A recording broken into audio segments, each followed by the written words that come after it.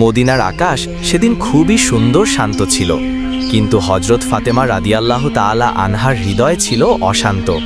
চারিদিকে শুধু ঈদের আনন্দ, কিন্তু তাদের ঘরে ছিল দুঃখ।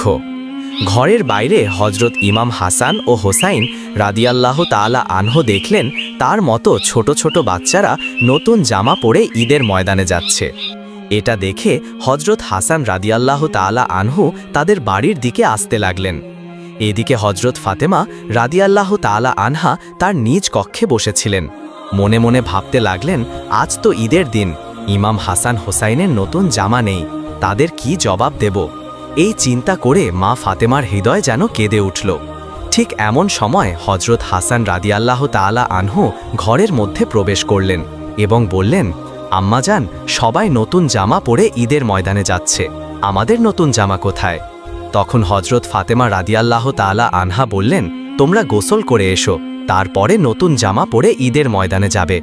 হজরত হাসান ও হোসাইন রাদিয়াল্লাহু তাআলা আনহু যখন গোসল করার জন্য চলে গেলেন, ওই সময় হজরত ফাতেমা রাদিয়াল্লাহু তাআলা আনহা 2 রাকাত সালাত আদায় করলেন এবং আল্লাহর কাছে দোয়া করে বললেন, ওগো আল্লাহ, তুমি গফুরুর রহিম, রহমান রহিম, আমার কলিজার টুকরা 2 সন্তানের দুঃখ আমি সইতে পারি না। আমি যদি আজ তাদের নতুন জামা দিতে না পারি, তাহলে তারা বলবে রাসূলের মেয়ে হয়ে মিথ্যা বলছে। দয়া করে মেহেরবানি করে আমার সম্মান রক্ষা করো। হে আল্লাহ, তাদের 2টো জামার ব্যবস্থা করে দিন। এই দোয়া করার সাথে সাথেই হজরত জিবরাইল আলাইহিস সালাম দর্জি সে 2টি জামা নিয়ে হজরত হাসান হোসাইনের কাছে হাজির হলেন এবং বললেন, এই নাও তোমাদের ঈদের নতুন জামা, তোমার মা তোমাদের জন্য জামা নিয়ে আসতে বলেছে। এই কথা শুনে ইমাম হাসান ও হোসাইন রাদিয়াল্লাহু তাআলা আনহু জামা নিয়ে খুব খুশি হয়ে বাড়ির দিকে যাচ্ছিলেন। কিতাবে এসেছে, এই জামার একটি রং লাল, আরেকটি রং সবুজ। এদিকে হজরত ফাতেমা রাদিয়াল্লাহু তাআলা আনহার হৃদয় যেন কিসের কষ্ট হচ্ছিল কিছুই বুঝতে পারছিল না। ঠিক ওই সময় হজরত ইমাম হাসান ও হোসাইন রাদিয়াল্লাহু তাআলা আনহু ঘরের মধ্যে প্রবেশ করলেন। হজরত ফাতেমা রাদিয়াল্লাহু তাআলা আনহা তাদের হাতে এই পোশাক 2টি দেখে অবাক হলেন এবং তার হৃদয়ে যেন কষ্টের মেঘ ঘনিয়ে এলো। ফাতেমা রাদিয়াল্লাহু তাআলার মনে এক অদ্ভুত কষ্টের অনুভূতি ঘনিয়ে আসলো। এই জামার রহস্য আর হাকিকাত জানার জন্য তিনি আর দেরি না করে হজরত মুহাম্মদ সাল্লাল্লাহু আলাইহি ওয়াসাল্লামের কাছে যাওয়ার সিদ্ধান্ত নিলেন। অন্যদিকে হজরত জিবরাইল আলাইহিস সালাম হজরত মুহাম্মদ সাল্লাল্লাহু আলাইহি ওয়াসাল্লামের কাছে হাজির হয়ে বললেন, হে আল্লাহর রাসূল, তোমার নয়নের মণি মা ফাতেমা 2টি জামার হকিকত জানার জন্য তোমার এখানে আসছে। তুমি তাকে বলে দিও, এই 2টি জামা জান্নাত থেকে পাঠানো হয়েছে। এই জামা শুধু পোশাক নয়, বরং এটি তাদের ভবিষ্যতের প্রতীক। লাল রং তাদের রক্তের প্রতীক, আর সবুজ রং জান্নাতের প্রতীক। হাসান ও হোসাইনের জন্য যে ফজিলত আল্লাহ নির্ধারণ করেছেন, তারই ইঙ্গিত এই জামা। এই কথা বলার পর হজরত জিবরাইল আলাইহিস সালাম সেখান থেকে বিদায় নিলেন। ঠিক ওই সময় হজরত ফাতেমা রাদিয়াল্লাহু তাআলা আনহা ঘরের মধ্যে প্রবেশ করলেন। তখন রাসূল সাল্লাল্লাহু আলাইহি ওয়াসাল্লামের চোখে পানি এসে গেল। তিনি বললেন, হে ফাতেমা, আমার এই 2টি কলিজার টুকরো যে কত বড় মর্তবা লাভ করবে, তার এক ঝলক আল্লাহ রাব্বুল আলামিন আজ আমাকে দেখিয়েছেন। ফাতেমা, তোমার সন্তানদের জন্য এই জীবন যেমন পরীক্ষার, তেমনই ফজিলতের। তারপর মুহাম্মদ সাল্লাল্লাহু আলাইহি ওয়াসাল্লাম আল্লাহর কাছে দোয়া করে বললেন, হে আল্লাহ, এর পরিবর্তে তুমি আমার উম্মতকে নাজাত দিও। এই কথা শুনে ফাতেমা রাদিয়াল্লাহু তাআলা আনহা চোখের পানি ধরে রাখতে পারলেন না এবং ভবিষ্যতের চিন্তায় ভারাক্রান্ত হয়ে উঠল।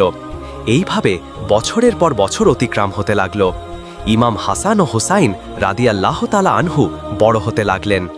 একে একে হজরত মুহাম্মদ সাল্লাল্লাহু আলাইহি ওয়াসাল্লাম হজরত ফাতেমা রাদিয়াল্লাহু তাআলা আনহার সহ 4 খলিফা পৃথিবী থেকে বিদায় নিলেন। এভাবেই বহু বছর অতিক্রম হয়ে গেল। সেই সময় রাষ্ট্রের প্রধান ছিলেন আমিরে মাবিয়া, তার পুত্র ছিল এজিদ। মাবিয়া যখন বার্ধক্য বয়সে উপনীত হল, তখন এজিদ ষড়যন্ত্র করতে লাগল কিভাবে রাষ্ট্রের প্রধান হওয়া যায়। এদিকে অন্যায়ভাবে এজিদকে রাষ্ট্রশাসক পদে উপনীত করলেন, কিন্তু রাসূলের প্রতি ভালোবাসা, রসূলের আদর্শ না থাকার কারণে তাকে কেউ মনে প্রাণে ভালোবাসত না এবং শাসক হিসেবে মানতে পারল না। সবাই বলতে লাগলো, আমরা এজিদকে মানি না, হোসাইন আমাদের আশার আলো, আমরা হোসাইনের পক্ষে থাকতে চাই। এজিদ অন্যায়ভাবে সাধারণ মানুষকে অত্যাচার করে মানুষকে হত্যার ভয় দেখিয়ে নিজেই রাষ্ট্রের শাসক হলেন। একদিন এজিদ মনে মনে ভাবতে লাগল, এইভাবে চলতে থাকলে কখনোই আমি দেশের রাষ্ট্রপ্রধান হতে পারব না। যেভাবেই হোক হাসান এবং হোসাইনকে শেষ করতে হবে, এই পথের কাঁটা সরাতেই হবে। আসলে এজিদ ছিল চরিত্রহীন, তার হৃদয়ে কোনো দয়ামায়া ছিল না, রাষ্ট্রের ক্ষমতার লোভে একেবারে অন্ধ হয়ে গিয়েছিল। একদিন এজিদ কুফা নগরীর গভর্নর ইবনে জিয়াদকে ডেকে বললেন, তুমি তো কুফার গভর্নর, হোসাইনকে কুফায় ডেকে আনো, কেননা মদিনাতে হোসাইনকে মারা যাবে না।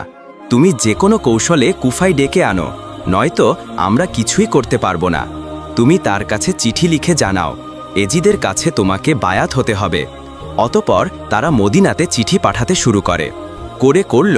এভাবেই যখন 40,000 চিঠি পৌঁছে গেল, তখন মদিনায় বিশিষ্ট জ্ঞানীগুণী ব্যক্তি এবং হোসাইন একটি গুরুত্বপূর্ণ আলোচনা সভার আয়োজন করলেন। হোসাইন রাদিয়াল্লাহু তাআলা আনহু বললেন, আমি কুফা যেতে চাই, সেখানে অনেক মানুষ আমার জন্য অপেক্ষা করছে। তখন সেখানে থাকা বিশিষ্ট ব্যক্তিদের মধ্যে একজন বললেন, হোসাইন, তুমি কুফাতে যেও না, কুফার আবহাওয়া ভালো না, সেখানে ইতিমধ্যেই অনেক সমস্যা সৃষ্টি হয়েছে। এখনও আমরা হাসানের ব্যথা ভুলিতে পারিনি, বরং সেখানে যাওয়ার আগে আমাদের মধ্য হতে একজনকে পাঠানো হোক, তার পক্ষে থেকে ভালো খবর আসলে তবেই তুমি যাবে। তখন হোসেন রাদিয়াল্লাহু তাআলা আনহু বললেন, ঠিক আছে, তাই হবে। তাহলে আপনারা বলুন কে যাবেন সেখানে। সেখানে অনেক লোক উপস্থিত ছিল, কিন্তু কেউ কুফা যাওয়ার জন্য রাজি হলো না। তার মধ্যে থেকে মুসলিম বিন আকিল নামের একজন বললেন, আপনারা নিশ্চিন্তে থাকুন, আমি আগে যাব। অতপর তারা সেদিনের মতো আলোচনা সভা বন্ধ করে একে একে ঘরে ফিরে আসলেন। মুসলিম বিন আকিল যখন কুফা যাওয়ার জন্য প্রস্তুত হচ্ছিলেন, সেই সময় তার দুটি পুত্র এসে বলল, আব্বাজান, আমরা কার কাছে থাকব? আমাদের তো মা নেই। আব্বাজান, আপনি আমাদেরকেও সঙ্গে নিয়ে চলুন। অতপর তারা কুফা যাওয়ার জন্য রওনা হলেন। অনেক পথ অতিক্রম করার পর যখন তারা কুফায় এসে পৌঁছালেন, তখন দেখলেন ইতিমধ্যেই সেখানকার অনেক লোক হজরত হোসাইন রাদিয়াল্লাহু তাআলা আনহুর কাছে বায়াত নেওয়ার জন্য প্রস্তুত ছিলেন। তখন তারা বললেন, আমাদের প্রিয় হোসাইন রাদিয়াল্লাহু তাআলা আনহু কোথায়? আমরা তার সাথে থাকব, এই এজিদকে আমরা চাই না। তখন মুসলিম বিন আকিল বললেন, তিনি নিশ্চয়ই আসবেন, তবে আমার চিঠি পাওয়ার পর। সেখানকার মানুষের হোসাইনের প্রতি ভালোবাসা এবং তার প্রতি অটুট বন্ধন দেখে মুসলিম বিন আকিল হোসাইনকে কুফা আসার জন্য বিস্তারিত চিঠি লিখলেন। অতপর একজন মুসলিম বিন আকিলের এই চিঠি হজরত হোসাইন রাদিয়াল্লাহু তাআলা আনহুর কাছে পৌঁছে দিলেন। চিঠি পেয়ে হজরত হোসাইন রাদিয়াল্লাহু তাআলা আনহু আর দেরি করলেন না, 72 জন সঙ্গী সাথী সহ কুফা যাওয়ার জন্য রওনা দিলেন। গোপন সূত্রে হজরত হোসাইনের আসার খবর এজিদ পেয়ে যায়। তখন এজিদ গোপনে হজরত হোসাইন রাদিয়াল্লাহু তাআলা আনহু এবং মুসলিম বিন আকিলকে হত্যা করার জন্য একটি ষড়যন্ত্র করলেন এবং একজন সেনাকে ডেকে বললেন, আপনি যদি মুসলিম বিন আকিলকে হত্যা করতে পারেন তবে আপনাকে অনেক পুরস্কার দেওয়া হবে। আর মনে রেখো, মুসলিম বিন আকিলের ছোট দুটি পুত্রকে রেহাই দেবে না, তাদেরকেও হত্যা করবে, কেননা তারা যদি মদিনায় চলে যায় তাহলে হোসাইনকে আনা যাবে না, আর কারবালায় তাদের আটকে দিতে হবে। তাহলে তুমি গোপনে কাজটি সম্পূর্ণ করো। অতপর ওই সেনাটি মুসলিম বিন আকিলকে হত্যা করার জন্য খুঁজতে লাগলেন। কিছুদিন পর দেখলেন মুসলিম বিন আকিল হোসাইনের পক্ষে অনেক লোককে বায়াত করার পর কুফার একটি মসজিদে বসে আছে। এটা দেখে সে দেরি করলেন না, সাথে সাথে গিয়ে পিছন থেকে অমানবিকভাবে মুসলিম বিন আকিলকে তরবারি দিয়ে হত্যা করে শেষ করে দেয়। কিছুদিন পর মুসলিম বিন আকিলের হত্যার খবর চারিদিকে ছড়িয়ে পড়ে। কুফার মানুষ শোকস্তব্ধ হয়ে যায়, কিন্তু তারা প্রতিবাদ করতে পারত না, কারণ এজিদের সাথে মোকাবেলা করার জন্য তাদের শক্তি ছিল না, তাই সবাই চুপ হয়ে যায়। সেই সাথে সাথে এজিদের পক্ষ থেকে বলা হয়, মুসলিম বিন আকিলের দুই পুত্রকে যে হত্যা করে এজিদের সামনে নিয়ে আসতে পারবে তাকে অনেক বেশি মূল্যবান পুরস্কার দেওয়া হবে। এই খবর পেয়ে পুরস্কারের লোভে কিছু লোক মুসলিম বিন আকিলের দুই পুত্রকে খুঁজতে লাগলেন। এদিকে মুসলিম বিন আকিলের নিষ্পাপ দুটি ছোট ছেলে এই খবর পেয়ে হত্যার ভয়ে এদিক ওদিক দৌড়াতে লাগলেন। দৌড়াতে দৌড়াতে তারা রাতের বেলা একটি খেজুর বাগানের মধ্যে এসে পৌঁছায়। ক্ষুধা এবং তৃষ্ণায় ক্লান্ত হয়ে ছোট দুটি শিশু খেজুর গাছের নিচে ঘুমিয়ে পড়ে। সকাল হতেই তারা দেখল ওই খেজুর বাগানের মধ্যে একজন মহিলা তাদের দিকে আসছে। এটা দেখে ছোট ভাই তার বড় ভাইকে বলল, ভাইজান, আমাদেরও মনে হয় হত্যা করে দেবে, এই দেখো আমাদেরকে খুঁজতে আসছে, আমরা এখন কোথায় যাব? এই কথা বলে বলে তারা অঝরে কাঁদতে লাগলেন। আসলেই এই মহিলাটা ছিল এই খেজুর বাগানের মালিকের স্ত্রী। ওই মহিলাটি এসে দেখল চাঁদের মতো ছোট্ট শিশু দুটি ভয়ে আতঙ্কে অঝরে কান্না করছে। এটা দেখে মহিলাটির হৃদয়ে মায়া জন্মালো। তাদেরকে ক্ষুধার্ত এবং তৃষ্ণার্থ দেখে চোখের কোণে অশ্রু ভরে গেল। তখন মহিলাটি বলল, তোমরা তো মদিনার সেই মুসলিম বিন আকিলের পুত্র, তোমরা আমার বাড়ি চলো। এটা শুনে ছোট ভাই বড় ভাইকে বলল, ভাইজান এবার মনে হয় আমাদেরকে হত্যা করে দেবে। এই বলে অজরে কাঁদতে লাগলো। এটা দেখে মহিলাটি বলল, তোমাদের কোনো চিন্তা নেই, আমার সাথে চলো। মহিলাটি তাদেরকে নিজের বাড়িতে আনলেন এবং একটি অন্য ঘরের মধ্যে লুকিয়ে রাখলেন। এদিকে মহিলাটির স্বামী, যার নাম হারেশ, সে পুরস্কারের লোভে এই ছোট্ট দুটি শিশুকে খুঁজতে লাগলেন। যখন তাদেরকে কোথাও পেল না, তখন সে নিজের বাড়িতে ফিরে আসলেন। তার স্ত্রী তাকে দেখে বললেন, কি ব্যাপার, আপনাকে এত উত্তেজিত এবং রাগান্বিত দেখাচ্ছেন কেন? তার স্বামী বলল, তুমি কি শোনোনি মদিনায় মুসলিম বিন আকিলের দুটি ছোট্ট ছেলেকে হত্যা করে এজিদের কাছে নিয়ে যেতে পারলে মহামূল্যবান পুরস্কার পাওয়া যাবে, সেই জন্য তাদেরকে আমি খুঁজতেছি। এই কথাটি পাশের ঘরে থাকা সেই ছোট্ট ছেলে দুটি শুনতে পেয়ে ভয়ে আতঙ্কে কান্না শুরু করলো। তখন তার স্বামী জিজ্ঞেস করল, কান্নার আওয়াজ কোথা থেকে আসছে? তার স্ত্রী বলল, এটা তো এই কুফা নগরীর বাচ্চাদের কান্নার আওয়াজ। তার স্বামী বলল, না, এটা তো কুফানগরীর কোনো বাচ্চার কান্নার আওয়াজ না, মনে হয় আমাদের ঘর থেকে আসে। এটা বলার পর পাশের ঘরে গিয়ে দেখল ছোট্ট দুটি বাচ্চা ছেলে ঘরের মধ্যে হাউমাউ করে কাঁদছে। পিছনে পিছনে তার স্ত্রী এসে কেঁদে কেঁদে স্বামীকে বলল, দয়া করে আপনি এদেরকে ছেড়ে দিন। এজিদের পুরস্কারের লোভে এই নিষ্পাপ ছোট্ট দুটি অসহায় বাচ্চাকে হত্যা করবেন না, তার বিনিময়ে আমাকে হত্যা করুন। কিন্তু তার স্বামী কোনো কথাই শুনলেন না। ছোট্ট দুটি ছেলেকে টানতে টানতে ফোরাত নদীর ধারে নিয়ে গেল, তাদেরকে হত্যা করতে যাবে। এমন সময় ছোট্ট ভাইটি কেঁদে কেঁদে বলতে লাগল, আমরা কি অপরাধ করেছি, আমাদের ছেড়ে দিন, আমাদের মা নেই, বাবা নেই। সঙ্গে সঙ্গে বড় ভাইটি কাঁদতে কাঁদতে বলতে লাগল, ও কুফানগরীর বাতাসেরা, পাখিরা, তোমরা আমার হোসাইনকে বলে দাও তিনি যেন কুফানগরীতে ও কারবালাতে না আসে। এখানকার মানুষের ব্যবহার ভালো না, তারা নিজের স্বার্থের লোভে হত্যা করতেও দ্বিধা করে না। এই কথা বলা শেষ হতে না হতেই হারেশ নামের সেই লোকটি ছোট্ট দুটি ছেলেকে হত্যা করে তাদের মস্তক কেটে এজিদের কাছে যেতে লাগল। এদিকে হজরত হোসেন রাদিয়াল্লাহু তাআলা আনহু এবং তার ৭২ জন সঙ্গী অনেক দিন ধরে পথ চলতে চলতে তারা ক্ষুধার্ত এবং তৃষ্ণার্ত হয়ে পড়েছিল। তাদের একটু বিশ্রামের প্রয়োজন ছিল। তখন সন্ধ্যা হয়ে এসেছিল। তাই হজরত হোসেন রাদিয়াল্লাহু তাআলা আনহু বললেন, আজকে রাতের মতো এখানেই আশ্রয় নিন, কাল সকাল হলেই আমরা আবার রওনা দেব। আপনারা সবাই এখানে তাঁবু খাটানোর ব্যবস্থা করুন। যখন হোসেন রাদিয়াল্লাহু তাআলা আনহু তাঁবু খাটানোর জন্য মাটিতে একবার কোপ দিলেন, দেখলেন সেখান দিয়ে রক্ত বার হচ্ছে। এটা দেখে হজরত হোসেন রাদিয়াল্লাহু তাআলা আনহু অন্যদের জিজ্ঞাসা করলেন, আপনারা বলতে পারবেন এই জায়গার নাম কি? তাদের মধ্য থেকে একজন বললেন, ইয়া হোসাইন, এই জায়গার নাম হলো কারবালা। এটা শুনে হজরত হোসেন রাদিয়াল্লাহু তাআলা আনহু চোখের পানি ছেড়ে বললেন, আপনারা এখানেই তাঁবু খাটান। আমার নানাজান হজরত মোহাম্মদ সাল্লাল্লাহু আলাইহি ওয়াসাল্লাম বলেছেন, তার উম্মতের নাজাতের জন্য এই কারবালায় আমি নাকি শহীদ হয়ে যাব। এদিকে গোপন সূত্রে এজিদ সমস্ত খবর পেয়ে যায়।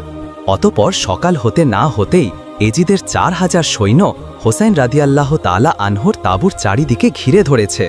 কয়েকজন এজিদের সৈন্য হজরত হোসেন রাদিয়াল্লাহুর কাছে এসে বলল, হোসাইন, আর সামনে এগানো যাবে না, তুমি আমাদের সঙ্গে যুদ্ধ করো। তখন হোসেন রাদিয়াল্লাহু তাআলা আনহু বললেন, প্রিয় ভাইরা, আমি আপনাদের সাথে যুদ্ধ করতে আসিনি, আমি তো এসেছি শুধুমাত্র বন্ধুত্বের সম্পর্ক স্থাপন করতে। কিন্তু এজিদের সৈন্যেরা কিছুই বুঝলেন না। তারা বললেন, আমরা আপনার কোনো কথা শুনব না, আমাদের সাথে যুদ্ধ করো, নয়তো ফিরে যাও। তখন হোসেন রাদিয়াল্লাহু তাআলা আনহু বললেন, ভাইয়েরা, আমরা যুদ্ধে আসিনি, আমরা ন্যায় প্রতিষ্ঠার জন্য এসেছি। কিন্তু যদি এজিদের জুলুমের বিরুদ্ধে লড়াই করতে হয়, তবে মৃত্যুকেও আলিঙ্গন করতে আমরা প্রস্তুত।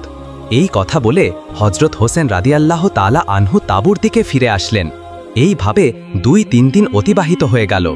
অতপর রাতের বেলা অনেক চিন্তা করার পর হজরত হোসেন রাদিয়াল্লাহু তাআলা আনহু তাঁবুর বাইরের সমস্ত আগুন নিভিয়ে সবার উদ্দেশ্য করে বললেন, আপনারা সবাই কারবালা ছেড়ে প্রাণ বাঁচানোর জন্য ফিরে যান, কেননা আমাদের কাছে কোনো অস্ত্র নেই, আর আমরা তো মাত্র এই ৭২ জন, আর এজিদের সৈন্য ৪,০০০। অতএব তোমরা আমার কথা শুনো, তোমরা ফিরে যাও, আমি একাই এই এজিদের বিরুদ্ধে যুদ্ধ করে শহীদ হয়ে যাব, কিন্তু রসুলের আদর্শ নীতি এবং ইসলামকে কখনোই শেষ হতে দেব না। এই কথা বলার পর তাঁবুর আগুন জ্বালিয়ে পিছনে চেয়ে দেখল কেউ সেখান থেকে পালায়নি। সবাই হাউমাউ করে কাঁদছে, আর সবাই একসঙ্গে বলছে, ইয়া হোসাইন, আমরা সবাই তোমার সাথে আছি, দরকার হলে এজিদের বিরুদ্ধে যুদ্ধ করে শহীদ হয়ে যাব, তবুও তোমায় ছেড়ে যাব না। পরের দিন সকালবেলা হজরত হোসাইন রাদিয়াল্লাহু তাআলা আনহুর স্ত্রী তার কাছে এসে বলল, প্রাণের স্বামী, এই ছোট্ট 6 মাসের শিশুর গত 3 দিন ধরে খাবার পানি কিছুই খাওয়া হয়নি, খোদায় তৃষ্ণায় কাতর হয়ে পড়েছে, দয়া করে এই শিশুর জন্য একটু পানির ব্যবস্থা করুন। তখন হজরত হোসাইন রাদিয়াল্লাহু তাআলা আনহু 6 মাসের কচি শিশুকে কোলে নিয়ে একটু পানির জন্য সামনে এগোতে লাগলেন। সেখানে গিয়ে দেখলেন এজিদের সৈন্যরা ফুরাত নদীর পানি বন্ধ করে দিয়েছে। এটা দেখে হজরত হোসাইন রাদিয়াল্লাহু তাআলা আনহু খুবই নম্রভাবে অনুরোধ করে বললেন, দয়া করে এই ছোট্ট শিশুটির একটু পানি দিন, তৃষ্ণায় আমার কচি শিশুর গলাটা শুকিয়ে গিয়েছে, যদি প্রতিশোধ নিতে হয় তাহলে আমাদের ওপরে নিন, এই কচি শিশু তো কোনো দোষ করেনি, দেখুন আপনাদেরও তো এমন ছোট্ট শিশু রয়েছে, দয়া করে আমার এই অনুরোধটুকু রাখুন। কিন্তু অসভ্য এজিদের সৈন্যদের হৃদয়ে এতটুকু মায়া তো হলই না, বরং পানির বদলে পিছন থেকে একটি বিষাক্ত তীর ছুড়ল, আর ওই তীর কোলে থাকা সেই ছোট্ট শিশু আলী আজগরের পিছন থেকে প্রবেশ করে সামনের দিকে বার হয়ে যায়। এটা দেখে হোসাইন রাদিয়াল্লাহু তাআলা আনহু চোখের পানি আর ধরে রাখতে পারলেন না, কাঁদতে কাঁদতে তাঁবুর দিকে ফিরে আসতে লাগলেন। তাঁবুর কাছে এসে তার স্ত্রীকে বললেন, এই নাও তোমার কলিজার টুকরো, নয়নের মণি, সন্তানের পানি পিপাসা জীবনের মতো তারা মিটিয়ে দিয়েছে, সে জীবনে আর কখনোই পানি পান করবে না। এটা দেখে সেখানে থাকা সমস্ত লোক চোখে পানি ধরে রাখতে পারলেন না, সবাই অঝরে কান্না করতে লাগলেন। তার স্ত্রী কচি শিশুকে কোলে নিয়ে চোখের পানি ছেড়ে দিয়ে চিৎকার করে কাঁদতে কাঁদতে আল্লাহর কাছে দোয়া করে বললেন, ওগো দয়াময় আল্লাহ, এ কেমন বিচার, যে নবীকে সৃষ্টি না করলে কিছুই সৃষ্টি হতো না, সেই নবীর উম্মতেরা পানি পায় না, এই ব্যথা আমি কিভাবে সইব। আল্লাহ। এদিকে তাদের যুবক পুত্র আলী আকবর কান্নার আওয়াজ শুনে দ্রুত তাঁবুর কাছে আসলেন এবং ছোট্ট শিশুর এই অবস্থা দেখে আর সহ্য করতে পারলেন না। রক্ত হাতে নিয়ে শপথ করে বললেন, আমি এই দেশ সৈন্যদের ছাড়ব না। এই কথা বলে যুদ্ধ করতে চলে গেল। শুরু হয়ে গেল তীব্র যুদ্ধ। যুদ্ধ করতে করতে এক পর্যায়ে আলী আকবর তৃষ্ণার্ত হয়ে পড়েছিল, তার আর চলার শক্তি ছিল না। তাই সে একটু পানি পাওয়ার আশায় তাঁবুর কাছে ফিরে আসলেন এবং বললেন, মাগো, আমার 1 গ্লাস পানি দাও, আর আমি চলতে পারছি না, আমার 1 গ্লাস পানি দাও, আমি কথা দিচ্ছি কারবালার এই সমস্ত এজিদের সৈন্যকে আমি শেষ করে দেব। তখন মা চোখের পানি ছেড়ে দিয়ে কান্না করে বলে উঠল, আমার কলিজার টুকরো আলী আকবর, পানি যদি থাকতো তাহলে তোমার ভাই আলী আসগার কি তীর খেয়ে মরত? তখন আলী আকবর মায়ের পায়ের সালাম করে বললেন, মাগো, বিদায় দাও, দেখা হবে হাসরের ময়দানে। তখন সেখানে সমস্ত লোক আরও জোরে জোরে কান্না করছে, কেননা তাদের বেশিরভাগই ছিল নারী। একে একে এজিদের সৈন্যদের হাতে সবাই শহীদ হয়ে গেছে, মাত্র আর কয়েকজন। কি করবে এই কথা ভেবে তারা চোখের পানি থামাতে পারলেন না। এক পর্যায়ে নিষ্ঠুর অত্যাচারী এজিদের সৈন্যরা একে একে সবাইকে শহীদ করে দিয়েছে, বাকি শুধু জয়নাল আবেদিন এবং হোসাইন রাদিয়াল্লাহু তাআলা আনহু। অতঃপর ক্ষুধার্ত তৃষ্ণার্ত ক্লান্ত জয়নাল আবেদিন বললেন, হোসাইন, তুমি যেও না, আমি যুদ্ধ করতে যাব। তখন হোসাইন রাদিয়াল্লাহু তাআলা আনহু বললেন, তুমি যদি যুদ্ধে যাও তাহলে রাসূলের বংশের বাতি কে জ্বালাবে? এই কথা বলে জয়নাল আবেদিনকে সেখানে রেখে হোসাইন রাদিয়াল্লাহু তাআলা আনহু একাই হাজার হাজার সৈন্যদের বিরুদ্ধে যুদ্ধ করার জন্য চলে গেলেন। এক পর্যায়ে হজরত হোসাইন রাদিয়াল্লাহু তাআলা আনহু যুদ্ধ করতে করতে একাই অনেক সৈন্যকে হারিয়ে দিলেন। এটা দেখে এজিদের সৈন্যদের মধ্যে একজন বলল, এভাবে যদি আমরা সবাই সামনে থেকে হোসাইনের সাথে যুদ্ধ করি তাহলে সে একাই আমাদের সবাইকে শেষ করে দেবে, তার কাছে আমরা কেউ জিততে পারবো না। আমাদের কৌশল অবলম্বন করতে হবে, তাকে সামনে থেকে নয় পিছন থেকে মারতে হবে। অতঃপর তারা কৌশল অবলম্বন করল। এদিকে হজরত হোসাইন রাদিয়াল্লাহু তাআলা আনহু যুদ্ধ করতে করতে একেবারে পানির জন্য কাতর হয়ে পড়েছিল, আর শরীরে শক্তি নেই, আর উঠতে পারছে না। তখন একটু পানির জন্য সেই ফোরাত নদী পানির কাছে গেল। পানি হাতে তুলে যেমনি খেতে যাবে এমন সময় মনে পড়ে গেল ছোট্ট শিশু আলী আসগারের কথা, তার ৭২ জন সঙ্গী সাথীর কথা। তখনই চোখের পানি ধরে রাখতে পারলেন না, অঝরেই চোখ দিয়ে জল চলে এলো আর বলতে লাগলো, ওগো আল্লাহ, আমার নানাজান হজরত মোহাম্মদ সাল্লাল্লাহু আলাইহি ওয়াসাল্লামকে সৃষ্টি না করলে এই আসমান জমিন কিছুই সৃষ্টি হতো না, আর সেই নবীর উম্মতেরা আজ পানি পায় না। এই সমস্ত কথা চিন্তা করে হজরত হোসেন রাদিয়াল্লাহু তাআলা আনহু পানি পান করলেন না, আবার যুদ্ধের জন্য প্রস্তুত নিলেন। কিন্তু তিনি তো উঠতে পারে না, গায়ে শক্তি নেই, পিপাসায় গলা শুকিয়ে গিয়েছে। তবু এজিদের সৈন্যদের কাছে হার মানতে চায় না, শেষ জীবন পর্যন্ত যুদ্ধ করতে চায়। ঘোড়ার পিঠে উঠতে যাবে কিন্তু উঠতে পারে না, পড়ে যায়। দূর থেকে এজিদ সৈন্যরা লক্ষ্য করে দেখল হোসাইন আর উঠতে পারে না। তখন পিছন থেকে লুকিয়ে লুকিয়ে অনেক এজিদ সৈন্য এসে জোর করে ধাক্কা দিয়ে মাটিতে ফেলে দিল। তখন হোসাইন রাদিয়াল্লাহু তাআলা আনহু বললেন, প্রিয় ভাইরা, আমাকে 2 রাকাত নামাজ আদায় করতে দিন, তারপর আমি আবার যুদ্ধ করব। এজিদের সৈন্যেরা তখন সুযোগ পেয়ে গেল। তারা জানত নবীর বংশের নাতি কখনোই নামাজ বাদ দেবে না, আর এই সুযোগেই তার বদলা নেবে।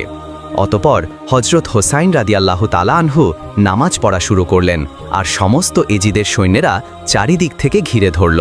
হজরত হোসাইন রাদিয়াল্লাহু তাআলা আনহু যখন নামাজের মধ্যে ছিলেন, ওই অবস্থায় এজিদের সেই পশু কাফের সৈন্যেরা পিছন থেকে অনেকগুলো তীর একসাথে হজরত হোসাইন রাদিয়াল্লাহু তাআলা আনহুর দিকে ছুঁড়ে মারলেন। একসাথে 72খানা তীর পিছন দিক থেকে প্রবেশ করে সামনের দিক থেকে বার হয়ে গেল। কিন্তু হোসাইন রাদিয়াল্লাহু তাআলা আনহু নামাজ ছাড়লেন না। এই সুযোগটাকে কাজে লাগিয়ে এজিদের সৈন্যেরা পরপর আবারও তীর নিক্ষেপ করল। হজরত হোসাইন রাদিয়াল্লাহু তাআলা আনহু যখন নামাজ শেষ করলেন, ততক্ষণে অনেকগুলো তীরের আঘাতে শরীর ঝাঁঝরা করে দিয়েছে। হজরত হোসাইন রাদিয়াল্লাহু তাআলা আনহু আর উঠতে পারলেন না। একেবারে শেষে চোখের পানি ছেড়ে দিয়ে অজরে কান্না করে বললেন, ওগো পৃথিবী, দেখো, ন্যায়ের প্রতিষ্ঠার জন্য আমার পরিবার শহীদ হয়েছে, কিন্তু ইসলামকে মুছে ফেলা যাবে না। এই কথা বলতে বলতে কারবালার প্রান্তে রক্তমাখা শরীর নিয়ে লুটিয়ে পড়লেন। আর এভাবেই হজরত হোসাইন রাদিয়াল্লাহু তাআলা আনহু শেষ নবী হজরত মোহাম্মদ সাল্লাল্লাহু আলাইহি ওয়াসাল্লামের উম্মতের নাজাতের জন্য নিজের জীবনকে উৎসর্গ করে দিয়ে কারবালার প্রান্তে শহীদ হয়ে গেলেন। প্রিয় বন্ধুরা, কারবালার প্রান্তে শহীদ হবার ঘটনা শুধু একটি যুদ্ধ নয়, এটি একটি ন্যায় ও অন্যায়ের চিরন্তন লড়াই। হোসাইন ও তার সঙ্গীদের আত্মত্যাগ মানব ইতিহাসের এক অন্যান্য দৃষ্টান্ত হয়ে থাকবে। আমরা সকলেই যেন প্রিয় রসুলের পরিবারের মতো আদর্শ গড়ে তুলতে পারি। মহান আল্লাহ তাআলা আমাদের সবাইকে এই তৌফিক দান করুক। আমরা সবাই বলি আমিন।